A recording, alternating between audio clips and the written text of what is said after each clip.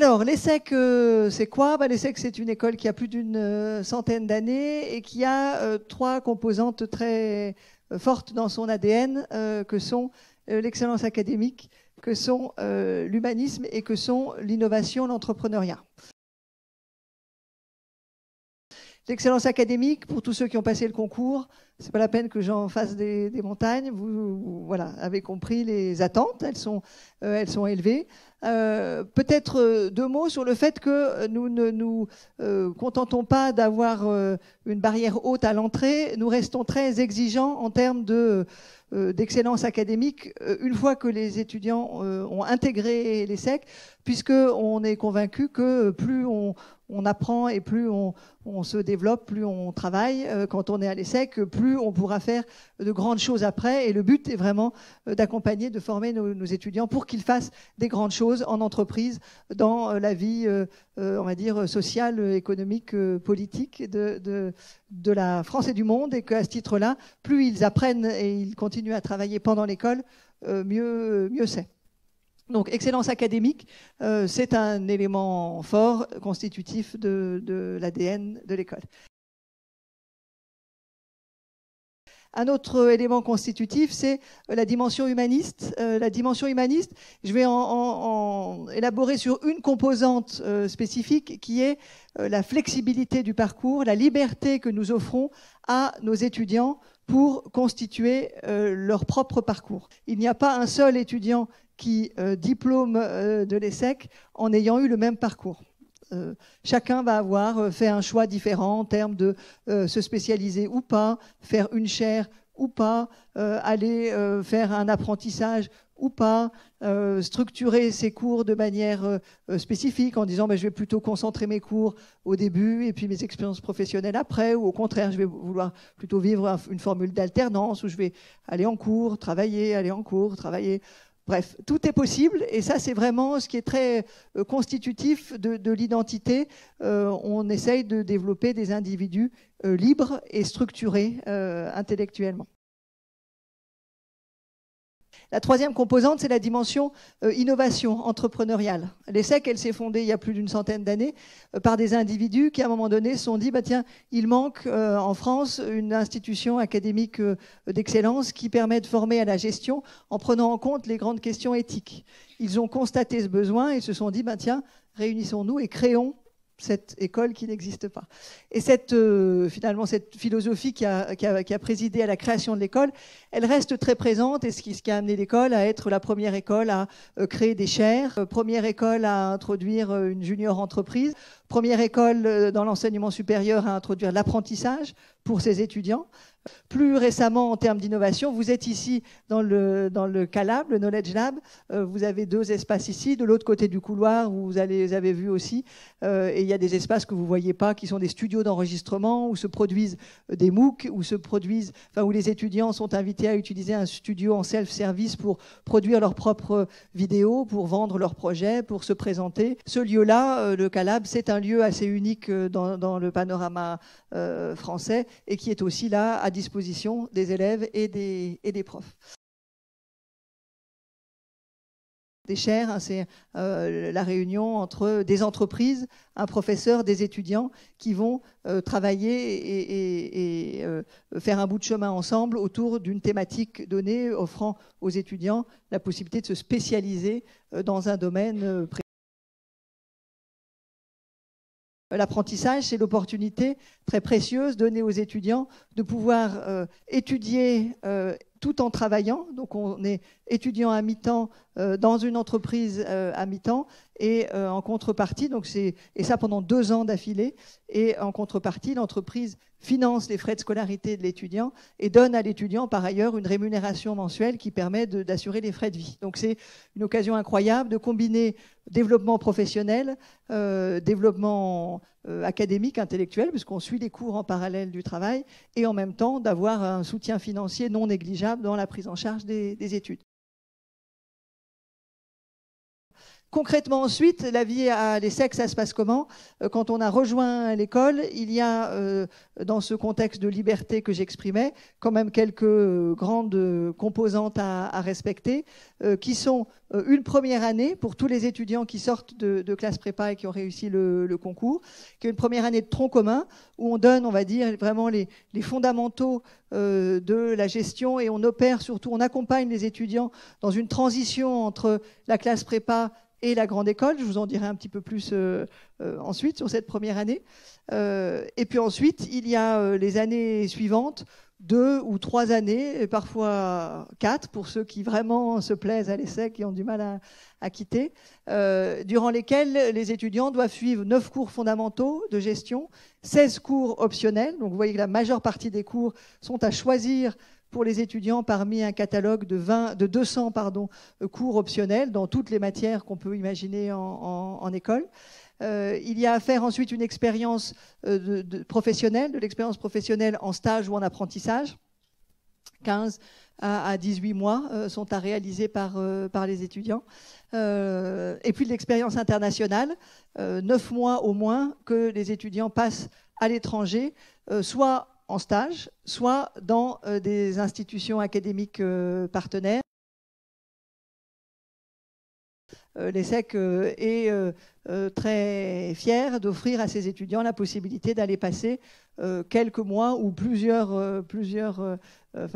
des mois plus nombreux sur son campus de Singapour pour vraiment se former à doing business in Asia. Et quand on est aujourd'hui, on s'imagine être un acteur important du monde économique de demain.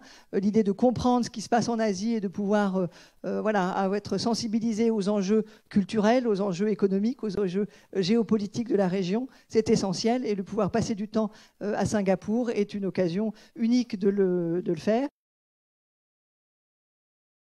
En fait, au début d'année, ce qui va vachement changer par rapport aux autres écoles, et aussi peut-être par rapport à ce que vous attendez d'une école de commerce, c'est que vous allez commencer, non pas par des cours, comme dans d'autres écoles, mais par plusieurs séminaires qui vont favoriser votre intégration, mais aussi ouvrir un peu vos horizons après la prépa. Alors, par exemple, nous, on a commencé par un séminaire Saint-Cyr. Alors, je crois que ça s'appelait Discerner, décider, agir. Ensuite, on a eu plusieurs séminaires, dont Comprendre, changer le monde, où on pouvait choisir un thème qui nous plaisait. Parmi différents thèmes, il y avait l'eau, l'alimentation, l'urbanisme. Ensuite, on a eu un stage Excel, parce que c'est vrai que c'est un outil important à savoir maîtriser en école de commerce.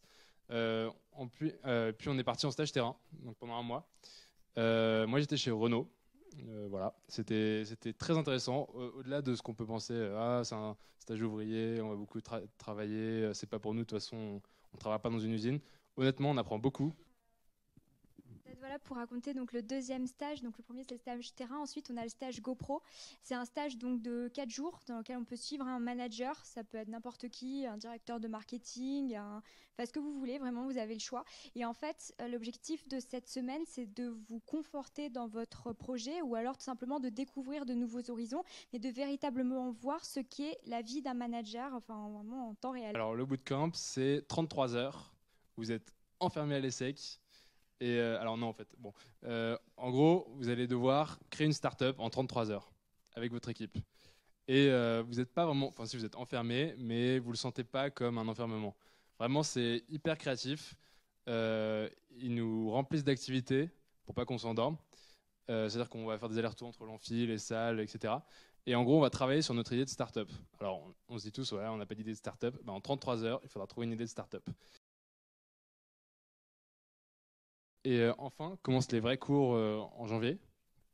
Alors là, nouveauté aussi, nos cours ne sont pas des cours traditionnels. C'est-à-dire qu'on fait le cours chez nous, on a des polis à lire, on a des vidéos à regarder, qui nous expliquent un peu comment ça se passe. Et en cours, en fait, on fait des simulations. Et ça, c'est vraiment très intéressant. Ça nous donne un grand avantage par rapport à d'autres écoles où peut-être qu'ils dorment au fond de l'amphi pendant que le prof il dit ouais, la colonne, machin. Nous, vraiment, on travaille la matière. Et je trouve que du coup, en la manipulant, on apprend bien mieux. La pédagogie inversée, c'est vraiment quelque chose qui est introduit dès cette première année pour précisément encourager les étudiants, non pas juste à apprendre pour apprendre, mais apprendre pour appliquer et pour agir. L'ESSEC, c'est environ une centaine d'assos. Il y a des assos très très connus. Je ne sais pas si vous avez des frères et sœurs dans des grandes écoles ou quelque chose comme ça. Il y a par exemple les Mardis de l'ESSEC, la plus grande tribune étudiante de France. Voilà, il y a la JE, donc c'est la junior entreprise. C'est la première junior entreprise d'Europe qui a 15 ou 20 fois le CA de la deuxième. Il y a le bureau des sports, donc on est la seule école où les sports ne sont pas organisés par l'administration, c'est-à-dire qu'il n'y a pas l'administration qui nous impose des cours de sport, des choses comme ça. Nous, on paye une cotisation au bureau des sports et c'est eux qui organisent toute la vie sportive. On est très convaincus de la richesse et de la valeur de cette vie associative à côté de l'expérience académique. L'entrepreneuriat, j'évoquais, est une composante forte de l'ADN et ça se retrouve à la fois par le fait qu'il y a un nombre important de cours. Donc ça, c'est le premier moyen d'encourager les étudiants à créer. Les projets entrepreneuriaux qui étaient évoqués par Camille. Et puis ensuite, il y a les incubateurs. Et on a à l'ESSEC 2 incubateurs pour les étudiants, donc qui sont à disposition de tous ceux qui veulent créer des entreprises et qui sont à la fois des lieux physiques où les étudiants peuvent se retrouver pour travailler avec le petit groupe qui crée la boîte. Et puis surtout, il y a un accompagnement avec soit des profs, soit des experts externes, des investisseurs, des consultants ou autres, qui permettent vraiment d'accompagner les élèves dans l'expérience entrepreneuriale.